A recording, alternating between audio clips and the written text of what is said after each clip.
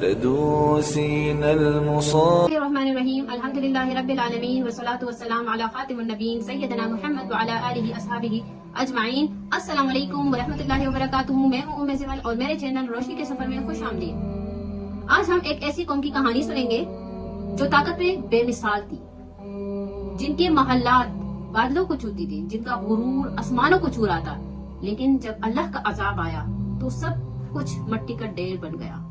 اور وہ کون سی قوم تھی؟ وہ قوم تھی قوم عاد، جس کے بارے میں قرآن میں اللہ تعالیٰ فرماتے ہیں الم تر کیف فعل ربک بعاد ارم ذات العماد التی لم یخلق مثلها فی البلاد۔ سورہ فجر آیت نمبر 8 سے 6۔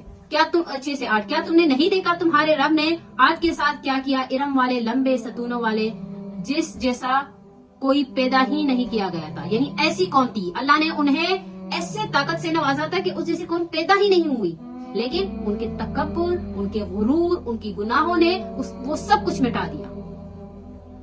یہ قوم جو تھی یہ رہتی تھی ایک احقاف نامی علاقے میں جو یمن اور عمان کے درمیان ہے۔ اللہ نے انہیں لمبے قد، مضبوط جسم اور تعمیرات میں مہارت عطا کی تھی، لیکن انہوں نے اس نعمت کو اللہ کی شکر گزاری میں نہیں بلکہ گناہ میں استعمال کیا۔ حضرت ہود علیہ السلام کو اللہ تعالیٰ نے ان کی طرف بھیجا۔ حضرت ہود علیہ السلام نے ان سے کہا یا قومی اعبدوا اللہ ما لکم من الہ غیرہ، اے میری قوم عبادت کرو اللہ کی، نہیں ہے تمہارے لیے اس کے سوا کوئی معبود۔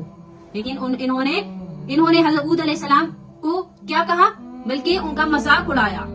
ان کے بار بار سمجھانے پہ انہوں نے ہود علیہ السلام کا مذاق اڑایا اور کہا کہ تم کون ہوتے ہو ہمیں سمجھانے والے؟ ہم تو بہت طاقتور ہیں، ہم تو بہت طاقت رکھتے ہیں، جسمانی لحاظ سے بھی اور مالی لحاظ سے بھی، ہمیں کوئی کچھ نہیں کہہ سکتا، ہمارا کوئی کچھ نہیں بگاڑ سکتا۔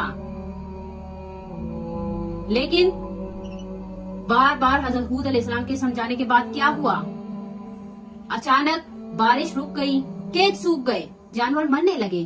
لوگ بادلوں کو دیکھتے اور یہ کیا کہتے تھے؟ خوش ہوتے تھے کہ یہ تو ہم پر بارش لے کے آئے گی، لیکن وہ بارش والی بادل نہیں تھی۔ اللہ تعالیٰ فرماتے ہیں قرآن میں بل ہوا مستعجلتم بہ ریح فیہا عذاب علیم، کہ نہیں ہے یہ، بلکہ یہ کیا ہے؟ بل ہوا مستعجلتم، بلکہ یہ وہ ہے جس کی تم جلدی کر رہے تھے۔ اور اس ہوا میں کیا ہے؟ عذاب علیم، دردناک عذاب ہے۔ یعنی تم مانگتے تھے کہ لے آؤ عذاب، ہمارا کوئی کچھ نہیں بگاڑ سکتا۔ کیا ہوا؟ اللہ نے ایک تیز آندھی بھیجی جو 7 راتیں اور 8 دن چلتی رہی، اور یہ ہوا اتنی سخت تھی کہ مضبوط سے مضبوط آدمی کو بھی اکاڑ کر زمین پر ایسے پھینکتی جیسے کھجور کا اکڑا ہوا تنا۔ پوری قوم صفحہ ہستی سے مٹ گئی، صرف حضرت ہود علیہ السلام اور ایمان والے بچے۔